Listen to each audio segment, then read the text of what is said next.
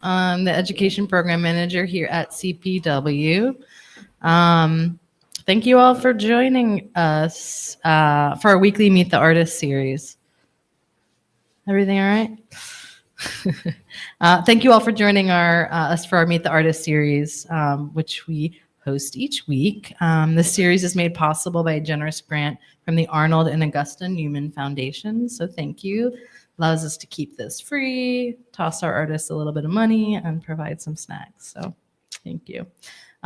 Before we get started, I just wanted to highlight an event we will be hosting. It's actually up right now on Tuesday evening from 6 to 8 p.m., which is our next photo club, in which we're inviting artists to bring their photo book dummies at any stage for a relaxed show and tell.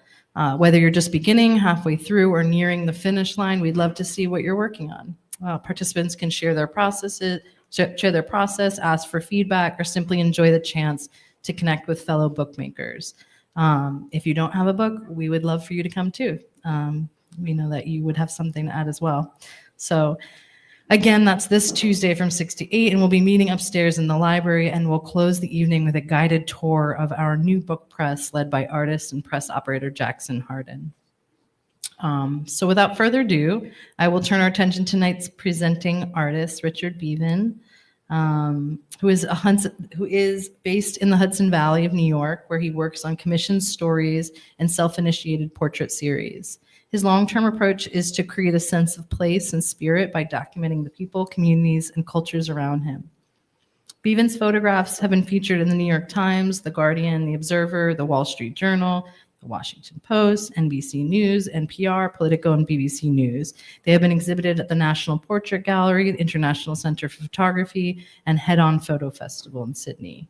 His portrait work has been recognized as the finalist in the Taylor Wessing National Portrait Gallery Prize, National Press Photographers Association for Best of Photojournalism Awards, American Photography Book, and the Royal Photographic Society.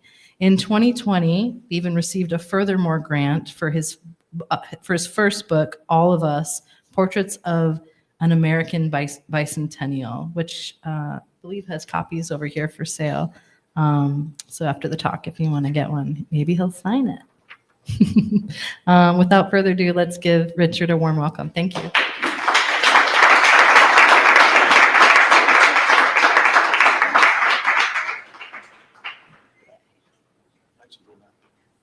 Hello, everyone. Thank you for coming.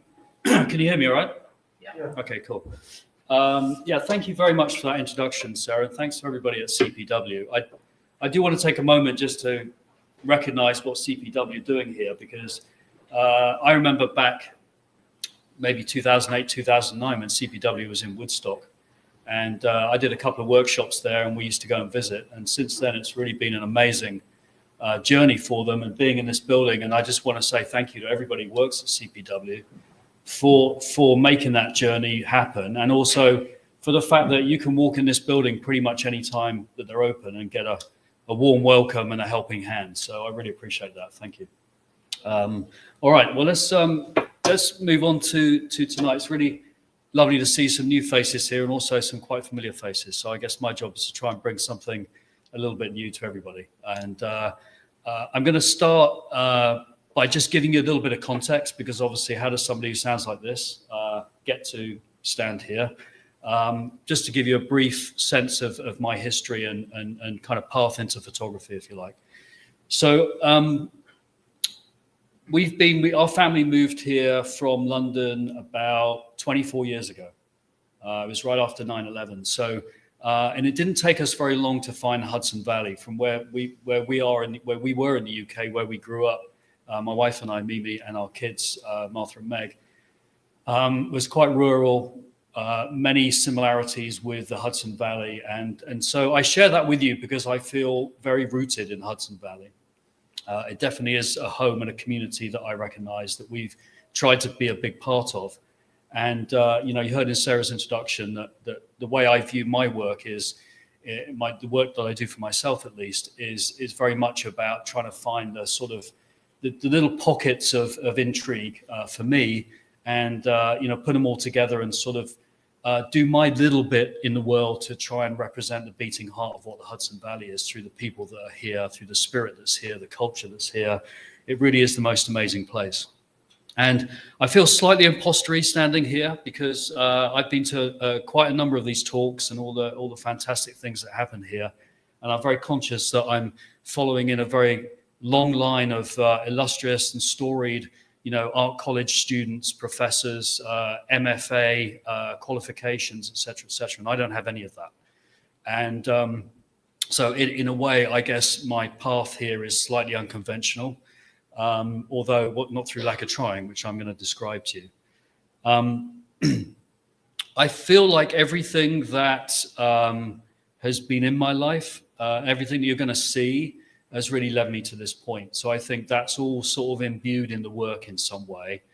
Sounds maybe like an obvious thing to say, but it's interesting putting this talk together because it really made me realize that. And it really made me realize also that the distinction that a lot of people make between sort of doing assignment work, which I still do a bit of, and personal work, people often do draw a line between those things. And actually, the reality is that they're one and the same thing. And that's really helped me realize putting this talk together. So I think that the summary of my introduction in a way is that, I didn't come up through conventional photography channels. I came up through really sort of being very curious and intrigued about people and, surrounded by that from the earliest memories that I had. And, I think that's primarily what draws me to want to make portraits, is that I was exposed to that and kind of learned all about it and had a career that really focused on people, but in a different way than through photography. So I promise I'm not going to give you like 4 hours of my entire life history, but just to sort of ground you a little bit. In the 70s, 80s and 90s, I was surrounded by photography in different way, though. My father was a newspaper reporter. The newspaper on the left is a regional newspaper in the southwest of England. The newspaper on the right is a local newspaper in a place called Exeter in the southwest of England. I couldn't get super relevant pictures of these, but this to give you a sense of the world that I was in, because my father, as I said, was a newspaper reporter. Lots of our family friends were reporters. My mother was a nurse and in the care business.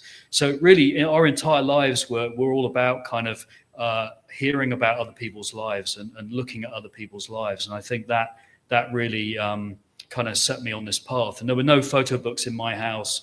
We didn't really go to art museums or art galleries. You're talking about provincial England in the sort of early to late 70s at this point.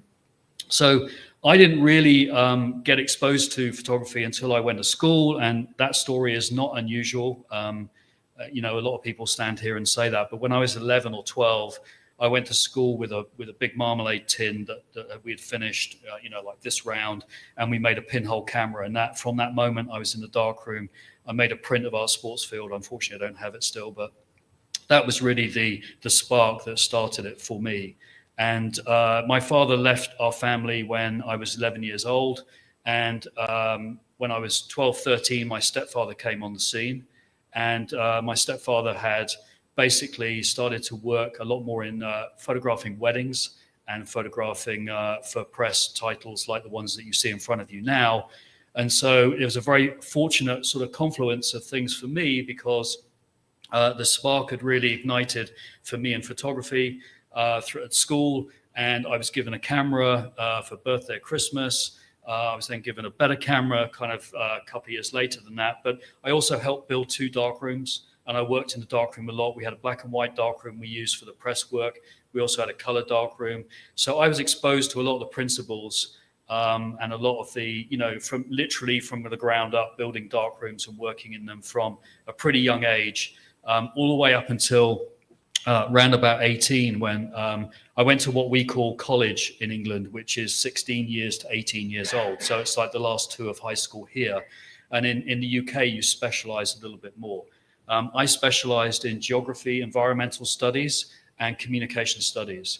And so around about that time, I started to get exposed to more books about photography, more books about communications. And then this sort of went through to the early 90s. These books on the left, the two books on the left are from the late 80s.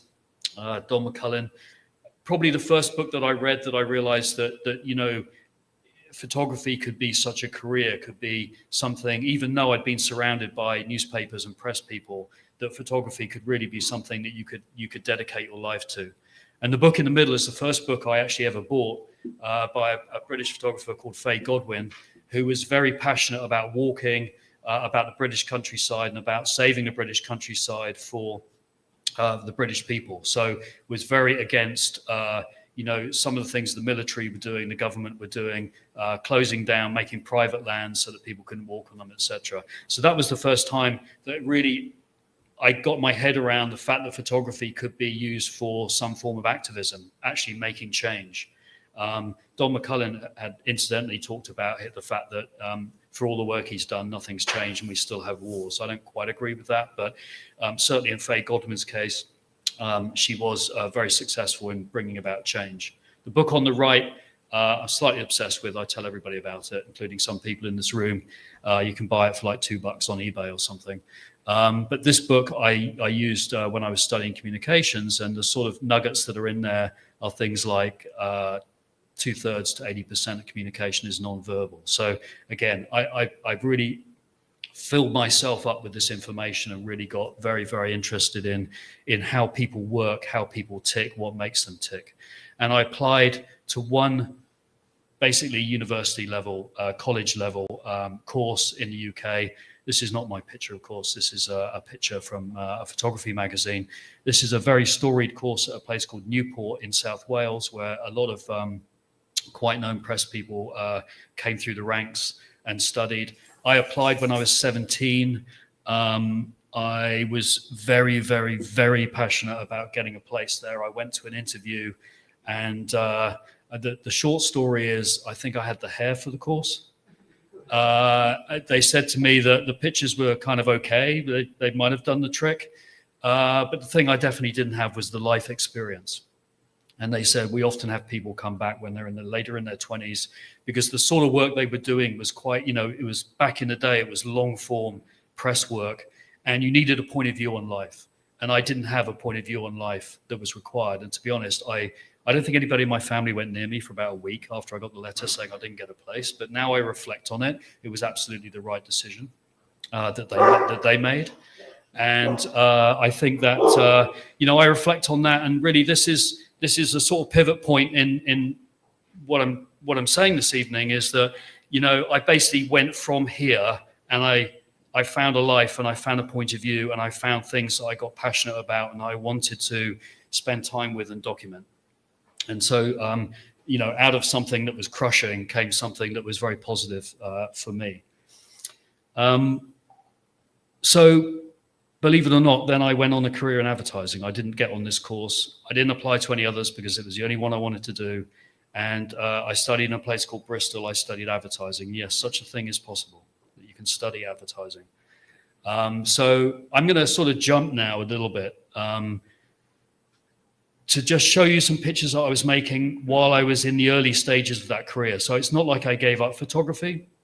I kept going. This is in London. I would take myself off at weekends and basically just find things to photograph. This was a protest in London.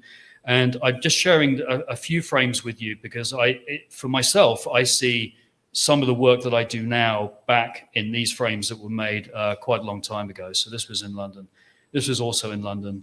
Actually, ironically, our eldest daughter lives around the corner from this McDonald's now. But this was me, I think, you know, looking for people, looking for moments, picking people out of a crowd, and just really just capturing these moments as I saw them. And then this, in terms of portraits, you know, I see a lot of similarity with the way that I work now. So I was still, you know, very passionate about it, collecting books, working in photography. But my career in advertising really took me and eventually our family from the UK, Europe, and then over here to the US. And actually I worked worldwide as well. And it was an incredibly privileged lifestyle. You know, I basically was able to go to so many places, probably at least 40 countries. But I got the feeling, although I had always had a camera on me, that I was visiting a lot of places, but perhaps I wasn't really truly seeing a lot of places. And the kind of penny drops, if you like, on a couple of trips. I remember being in India and Hong Kong, and I realized that I wanted to spend way more time out with my camera than at the meetings. So I did that, which obviously isn't great if you're running an advertising company. So I actually quit. I quit, and at the same time, my wife, Mimi, who's here, had a beautiful vision that we wanted to start a farm. We lived in Ghent at that time, next door to where we live now, which is Chatham, up a bit further north here. And we bought a very run-down farm, and we rebuilt it and brought it back to productivity, thanks to her. And but it allowed me something very, very special, not only to be a part of that, to be much more involved in family life, which obviously had been sacrificed to some extent, but it also allowed me to understand and realize that I could do what I wanted to do right where I was. When I finished and we booked, just as we were buying the farm, I did go on a couple of trips because I did that whole sort of National Geographic thing where I sort of went out into the world and to see, what I could find and what I could document. I went to Rio. I was with some photographer friends, and we found this situation on a beach that was just starting up, and most of them went home, and I was left. It was me and one other guy, and this truly amazing ceremony, which is called Candomblé. It's basically was imported with the enslaved people that came to Brazil from Europe, and they weren't allowed to practice their own religion. So religion sort of went underground, and now it still lives. They celebrate those sort of sub cultures and religions, if you like. And this took 4 hours on the beach, and it was one of the most amazing evenings that I've ever had. So I went to Rio and I did that. This is the same thing. Through some other contacts, I went to Belarus. I photographed the Belarus Free Theatre, which was an illegal underground theatre that had been banned by the government. The actors regularly jailed, pursued, harassed.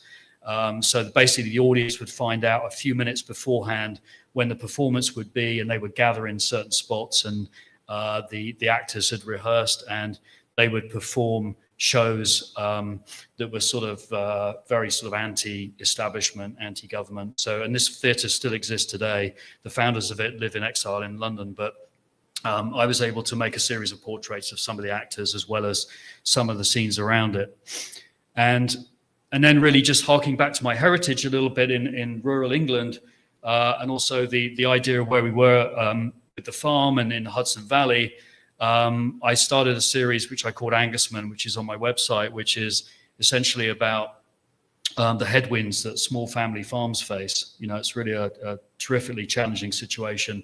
And I took off to Montana, Iowa, Kansas, various other states to make work about that. And I had some great access to farms. Some of it quite difficult, like this type of view is quite difficult to make these days, given the sensitivities. Montana. And then I made this in New York. This is actually in a field right near where we lived. And it's quite symbolic for me because it really felt like a sort of coming home image. And like I said just now, I think it was the moment where I realized that everything was on my doorstep that I needed. And so I basically decided to stop traveling in that way and to really focus on my own doorstep and see what I could do to document the Hudson Valley. And around about that time, I started to get assignments. I'd been contacting a few people, and a friend of ours was a columnist at the Wall Street Journal.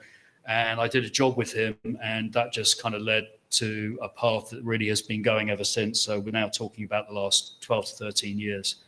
And I just got a few examples to show you here. These are all in the Hudson Valley or in adjacent states.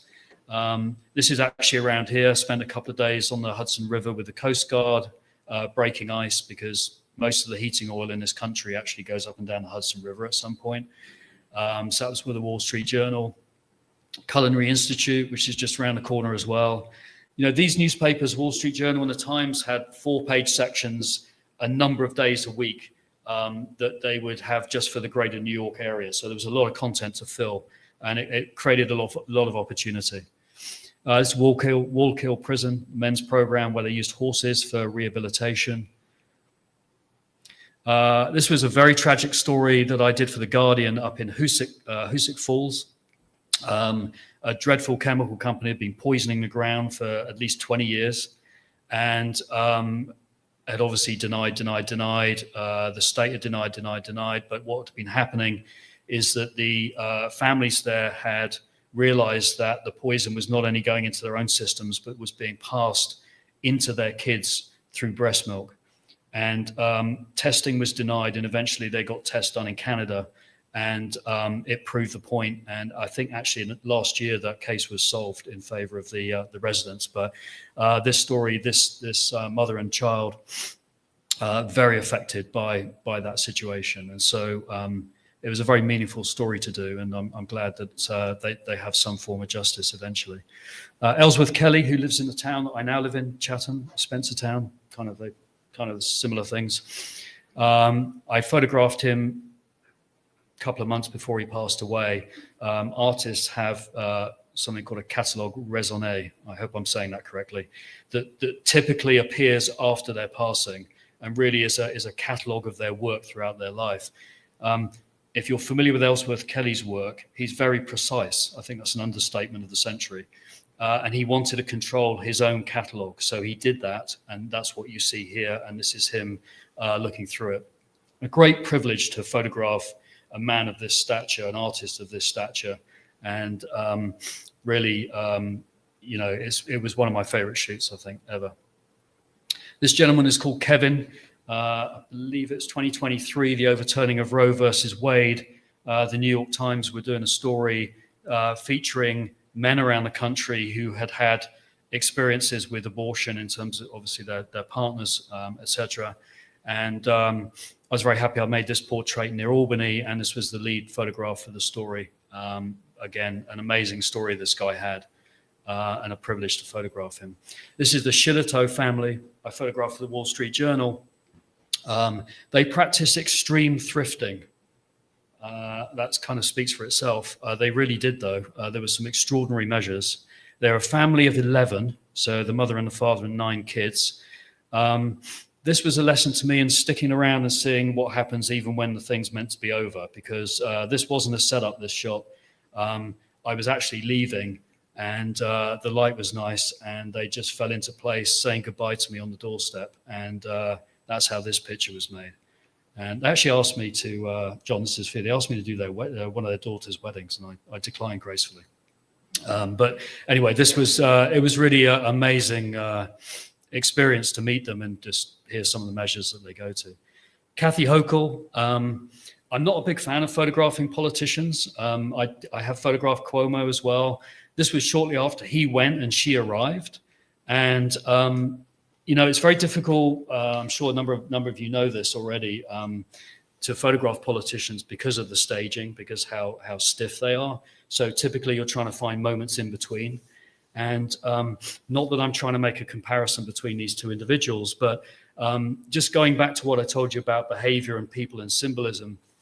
One of the things I love about looking at any photographs, and I look at this one, and it really reminded me of a visit that our family made to DC to look at the various memorials, and we saw the Lincoln Memorial. And for those of you who are familiar, Lincoln is sitting, and he's got one fist on his knee, and he's got an open hand on the other. And as I understand it, the sculptor Daniel French actually designed that. Lincoln was trying to bring the country together, I think, after the Civil War, and it symbolized basically strength and openness, trying to bring the Union together again. So I think about things like that all the time. I'm not going to stand here and tell you I made this picture because of that, but I love looking at pictures like this because this is Kathy Hochul. She was less than a week into her tenure, and it just felt to me like there's that message right there. She's trying to set her agenda. She has to be strong, but she also has to be open. So, that's what I love about photography is you can really, if you're in the right place and you're picking up the right vibe and the right moments, you can have some of these things happen. This is a Professor Shirley Jefferson. She was at a law school in Vermont. There'd been a big issue with a mural that had been put into the school that the students and the faculty wanted taking out. Again, very meaningful story, I felt, and very happy to be part of it. Mary Gateskill, who lives in Catskill, the author. Slightly scary lineup of books as far as I'm concerned, but a fascinating lady, and plenty of stories about this one. But anyway, that was a portrait I did for the Observer, the Guardian Observer in the UK. I also photographed the aftermath of the Vermont floods. No humans in this photograph. I did other photographs that did, but this photograph for me captures the sheer devastation that was left behind after that flooding a couple of years ago. And I think this is the last one. This is Aaron Mayer, who I photographed recently for the New York Times. He was the first black president of the Sierra Club.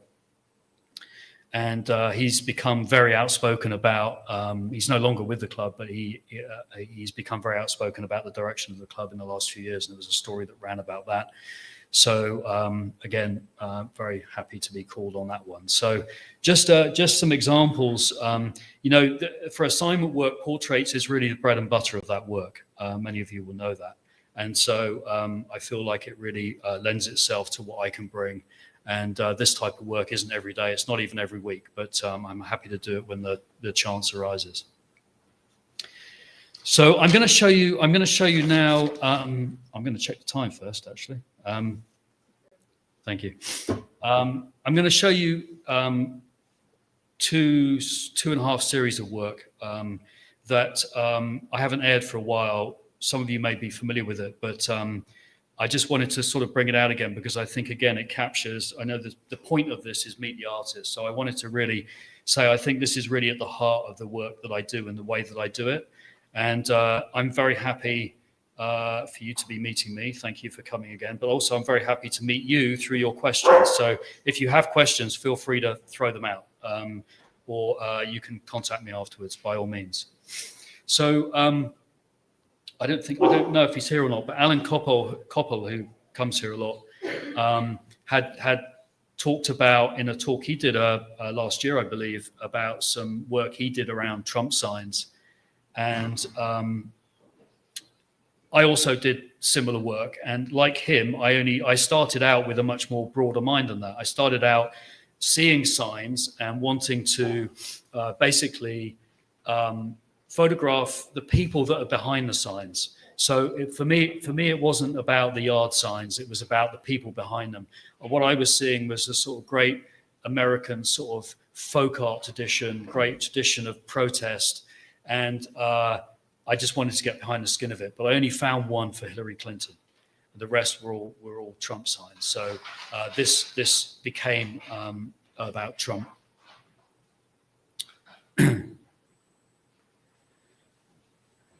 This guy, I've got the names written down 1 second. This guy is Adam. These are all pretty much in the Hudson Valley, maybe a little bit further north, but all in Hudson Valley. This is back in 2016 when I think that, none of us really thought that what is happening today could be possible. But I think as I worked my way through making this series, it became more and more obvious to me that actually it could be possible. And one thing I want to say as well is when I make these series, there's nearly always a reason for me to make them. In other words, there's a connection that I make because of something in my own life. And around about the same time as this, the whole Brexit thing was happening in the UK. So for anybody who's not aware of what that is, for many years, the UK has been part of the European Union, which has been commerce and culture and all the rest of it. And there was a referendum in 2016. Did the people of the UK want to stay in that union or come out of it? And frankly, I consider it to be a tragedy. I voted against it. Brexit happened. The roots of it are, in my opinion, exactly the same as the roots as the growth and the success that Trump has had. I'm not trying to stand here to be political or editorializing it. I'm just giving you my opinion about the link between my own world and this world that I found. But you talk about demise of manufacturing, immigration issues, disenfranchisement, elitism, entitlement, etc. All of these things were very apparent. So I set off on this path, driving, meeting people.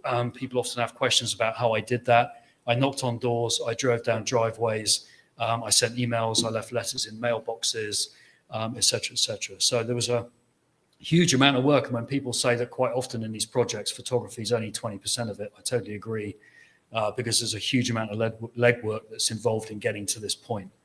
So this is Adam. This is Faye and Joe. Some of you will have seen these signs.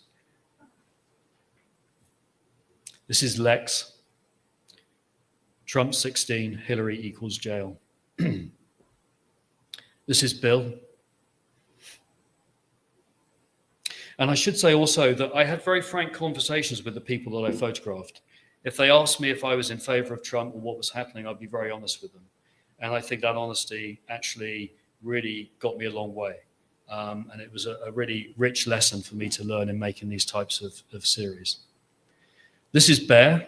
Actually, there's a friend of mine in the audience here who directed me to Bear because he was driving through Gloversville, upstate, and saw this sign and alerted me to it. And I went and knocked on the door. It's an old glove factory. In Gloversville, there used to be over 100 businesses that were related to the glove industry. And I think now it's 3 or 4. So I've got a little something to read out because I photographed Bear. This was the portrait that appeared in National Portrait Gallery in London a year later as part of their portrait prize. And I photographed Bear in 2016. It was an amazing morning. Light was beautiful. You can see the sign there. And I'm just going to read the caption out for you.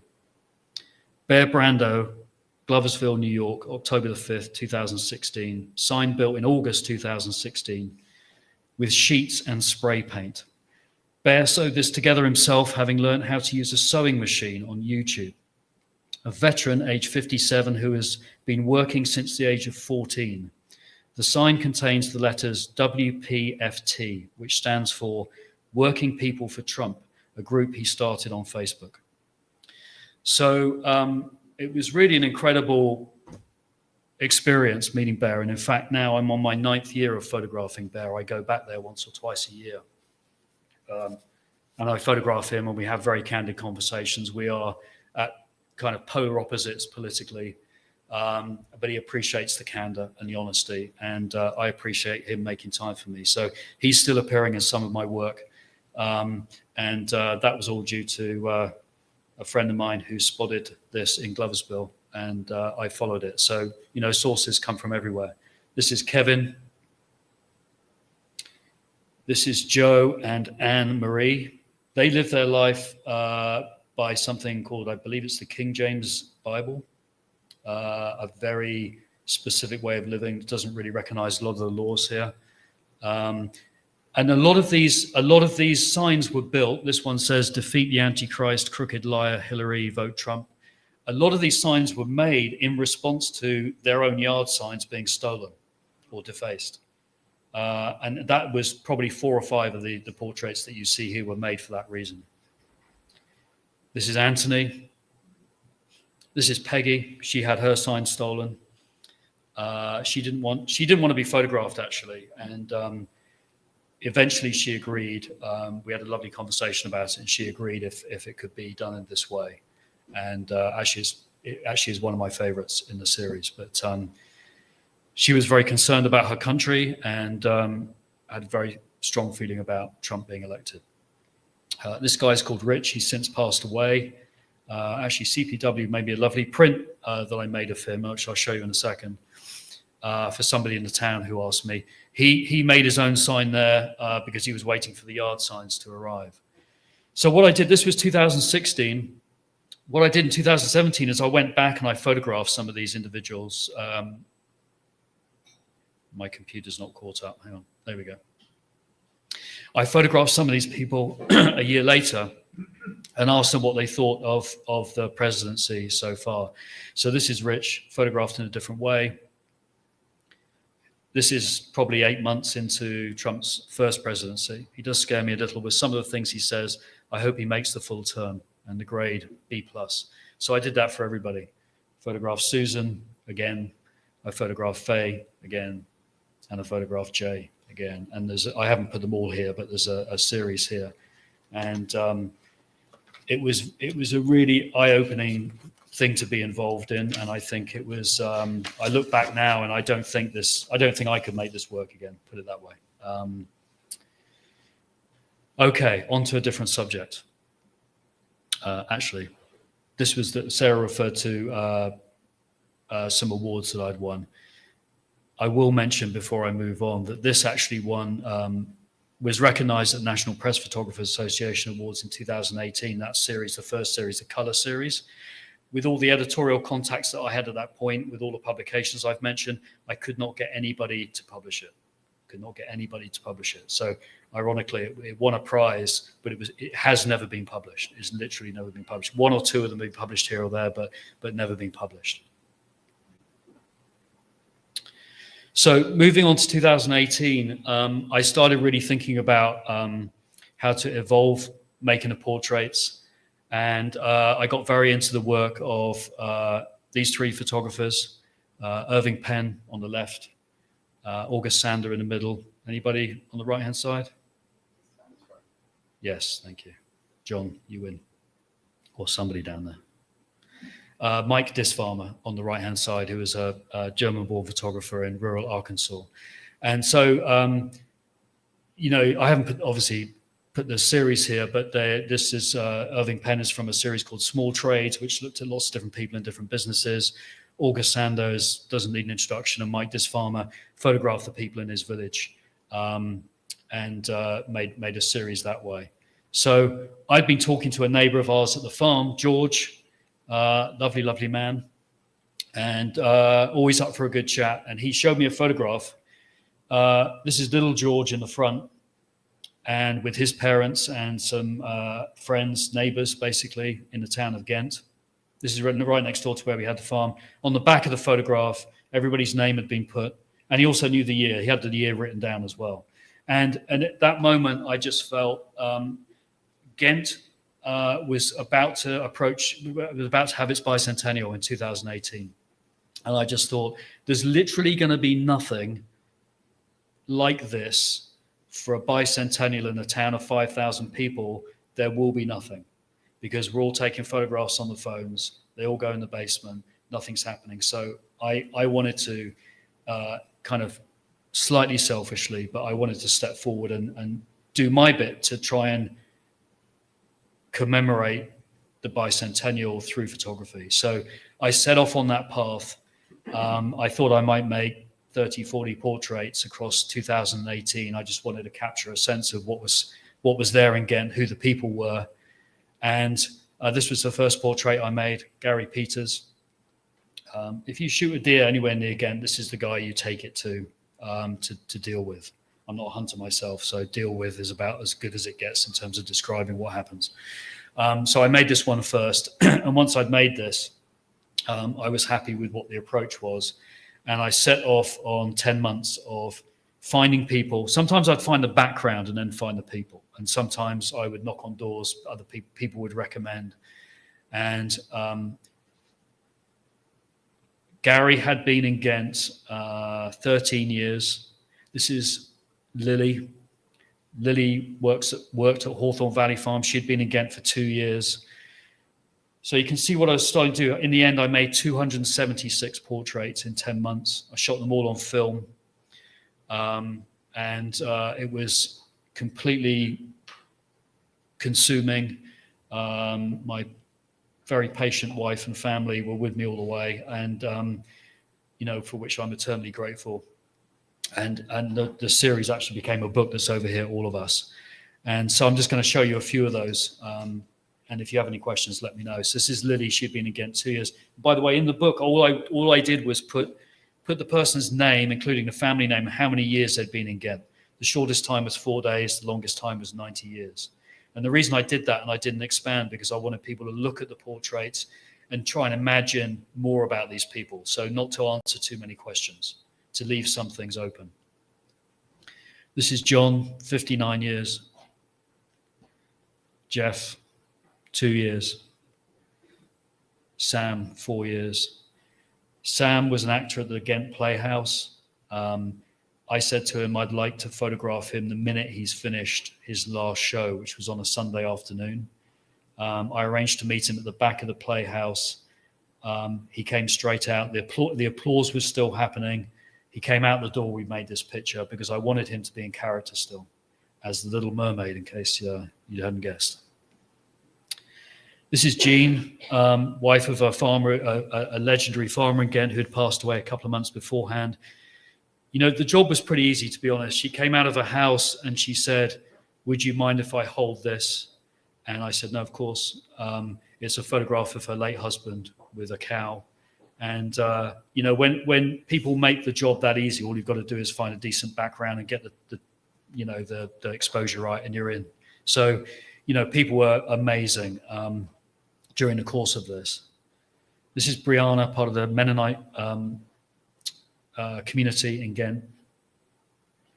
Rayleigh, 4 years in Ghent.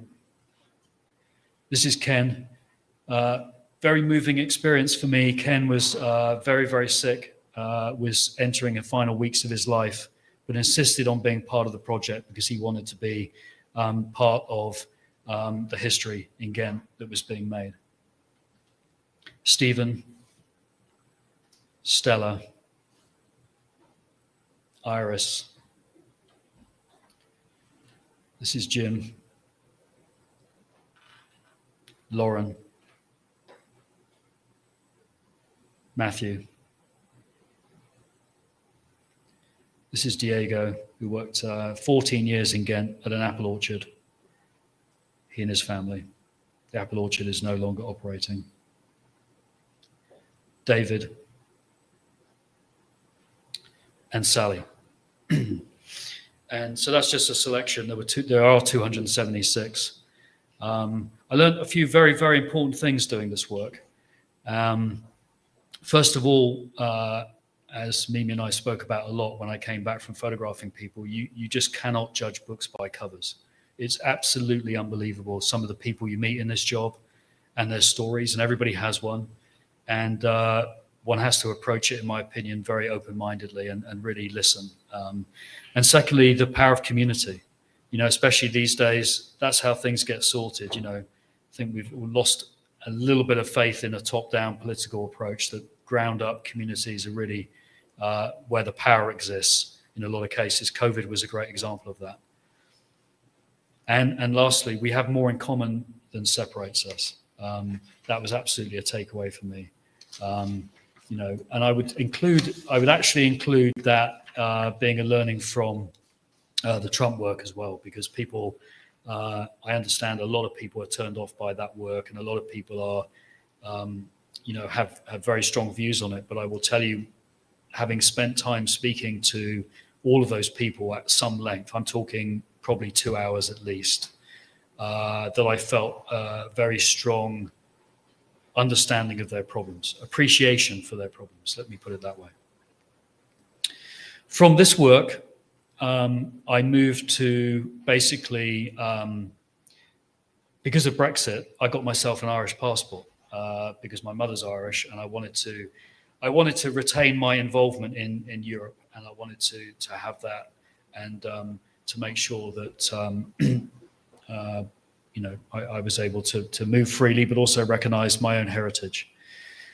And at that time, I discovered that there are populations in this part of the Hudson Valley that really hark back to first-generation immigration, second-generation immigration, when people would form groups where they would go on vacation in the Catskills, Polish folks, Jewish folks, Irish folks. And as many of you will know, in Cairo, East Durham area, there's a very strong Irish population. All of these communities have fallen away now because, of course, we're much further down in terms of generations. Air travel is very cheap now. People have air conditioning. They don't need to go to the country in the summer. A lot of people have got cars so they can go elsewhere. So we've seen the demise of a lot of these communities that used to exist as vibrant holiday vacation communities. And I didn't want that to be what I was photographing. Quite frankly, I think the people in those communities are sick and tired of the sort of, you know, demise story that every now and again somebody would show up and photograph. So I wanted to do my part to celebrate what people were doing to, in this case, retain Irish heritage in this part of the world. I'm not going to show the whole series. There is more on my website, but just an example.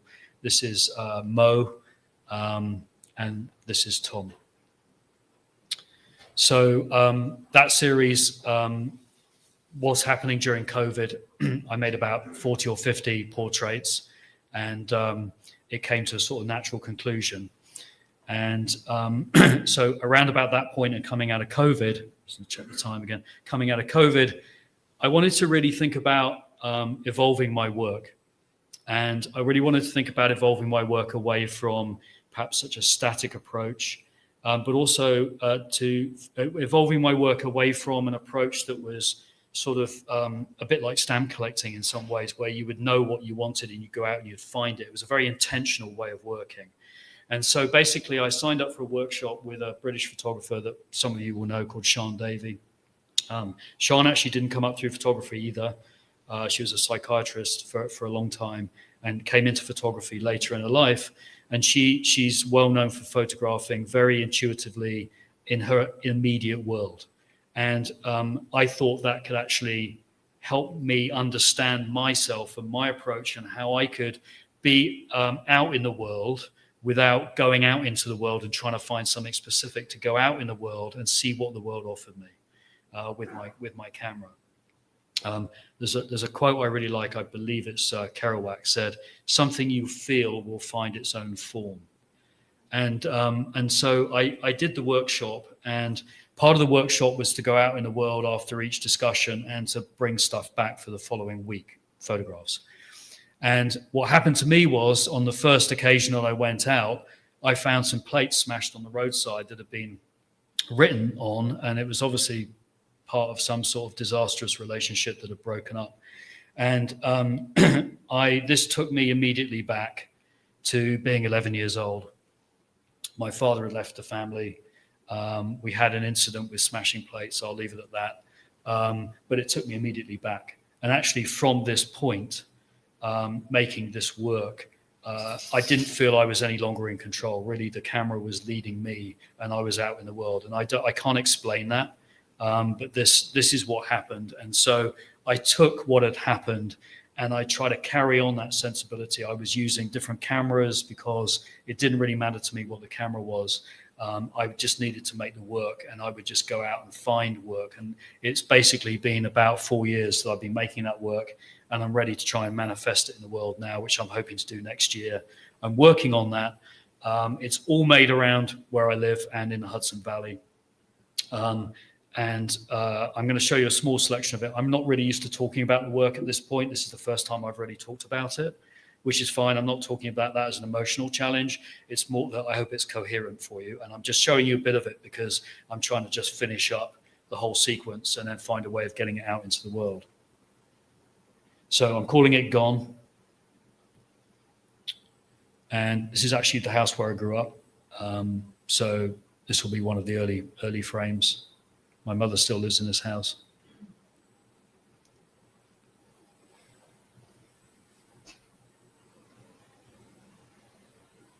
Some of you know this fence.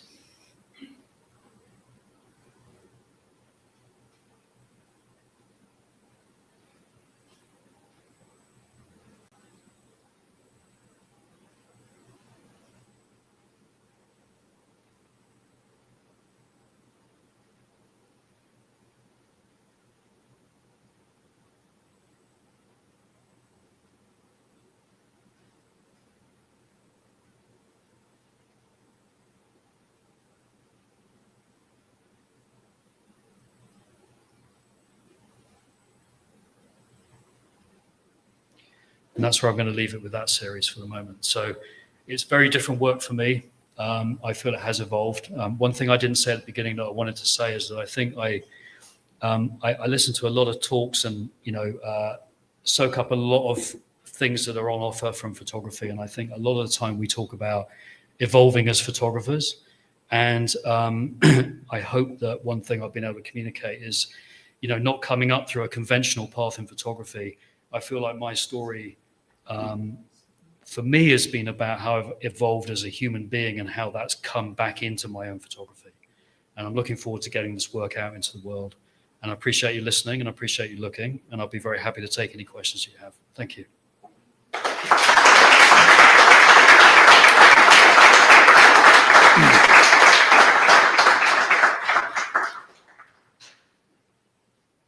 Silence.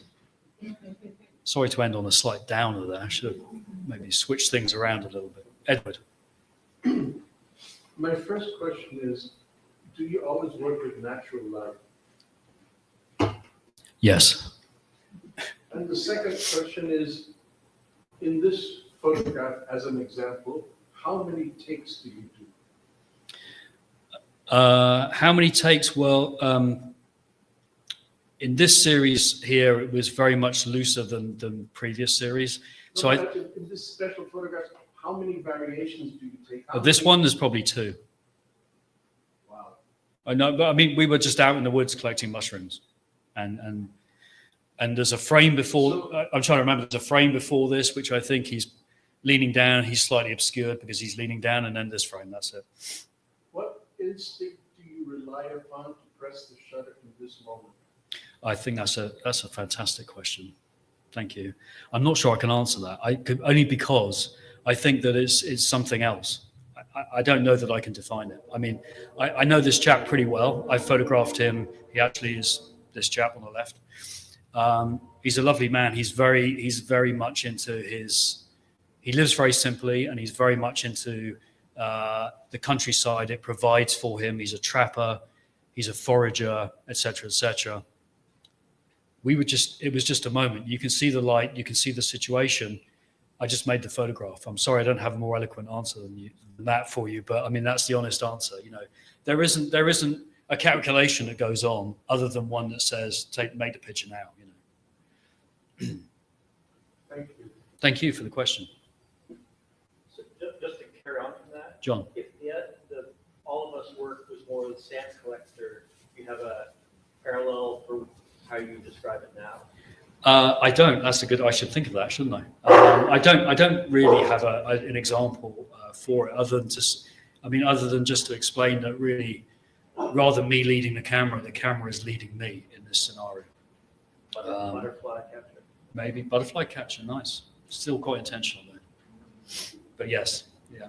Fine. You know, I get what I find basically. So I think there was a question there as well.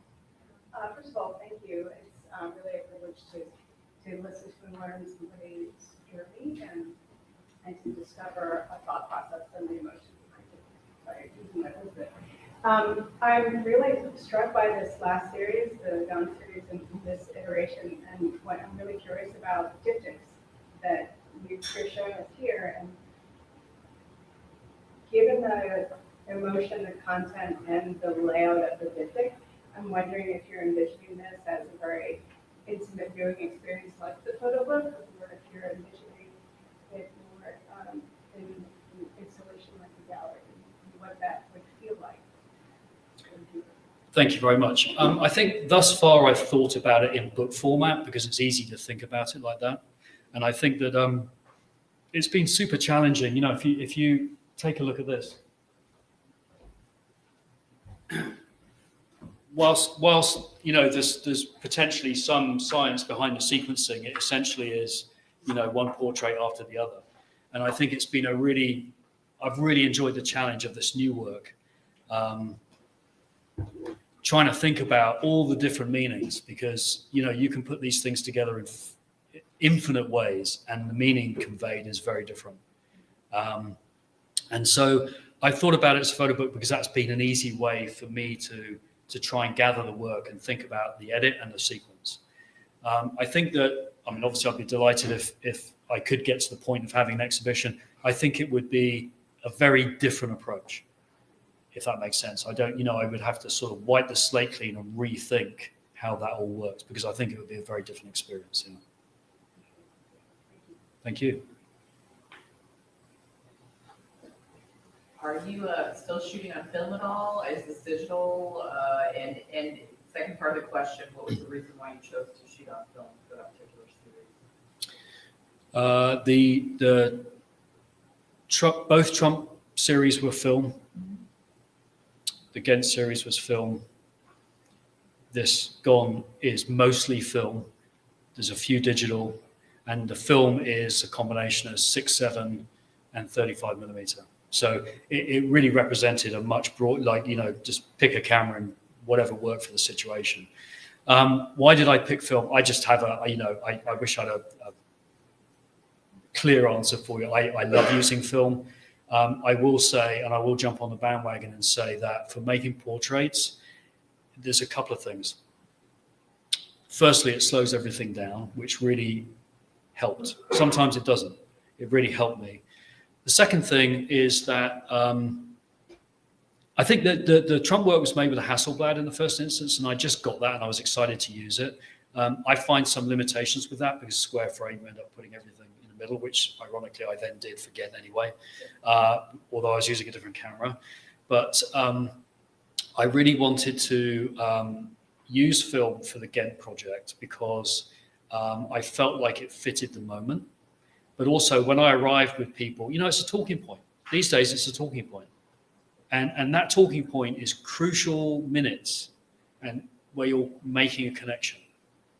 And making a connection is the most important thing. And of course, assignment work is very challenging because sometimes you have half an hour, sometimes an hour. You have to make that connection. So film has allowed me to make that connection in a lot of cases, making portraits. One more quick piece to that. So does that mean, were you hand holding a lot of this, or were you tripoding, or The last stuff that I showed, Yeah. it's all handheld. Okay. Yeah. Let me think about that. I think everything you saw was handheld. I don't use a tripod. Sometimes I do, but generally I don't. Yeah, I like to be able to move around. I could never have made this picture any other way but handheld. So, me. Was there somebody else?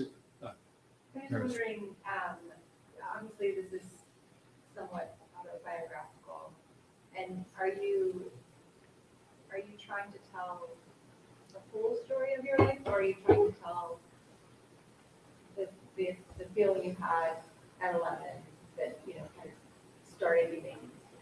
Yeah, it's very autobiographical, and it is specifically for me about the feelings at that time. Yeah, I'm not trying to sort of span the range of 45 years. Really, this work links 2 places and 2 times. Back then in provincial England, and now in the Hudson Valley. And so it kind of, it's those 2 things, but it's really the feeling of one through the moment of the other, if that makes sense. Yeah. But thank you for the question, because again, I'm getting used to talking about this work, and it's good stuff. I was curious again about this series. The diptych after the house exterior, there's a elderly woman. Is that your mother? No, it's not my mother. It's actually somebody we know in the village near us. And I think that part of the challenge with the sequencing of this work is going to be, the balance between who's the protagonist, who do these people represent, or is it just a general? Inevitably, people are going to feel like they represent somebody, and I can't control that.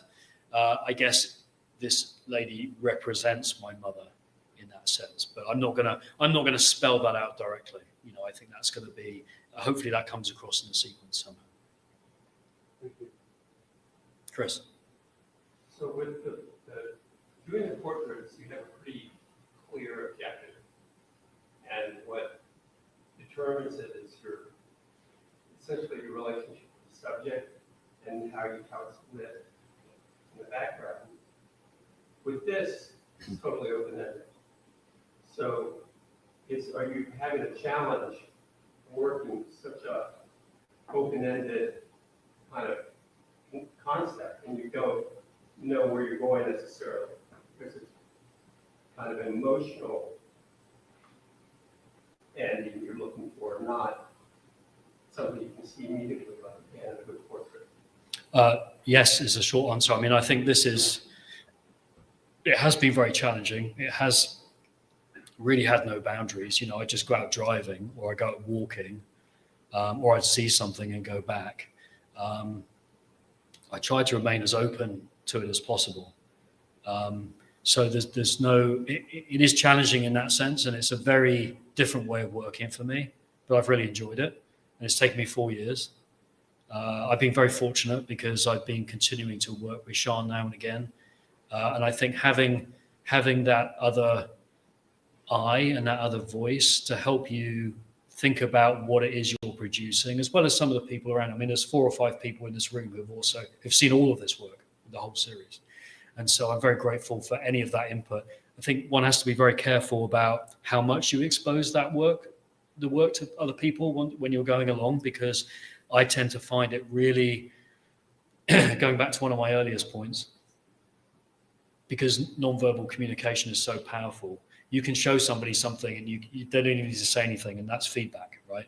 So I've been very careful about how I've shared this work, because I've wanted to keep myself as kind of away from that process as possible and just keep making work. And so I go out, just make work, and obviously there's a whole pile of prints that are never going to see light of day, but the ones that do hopefully will be coherent in the final analysis. Have I answered your question? Sorry. Okay, cool. Sorry, is the series done or are you continuing to? Well,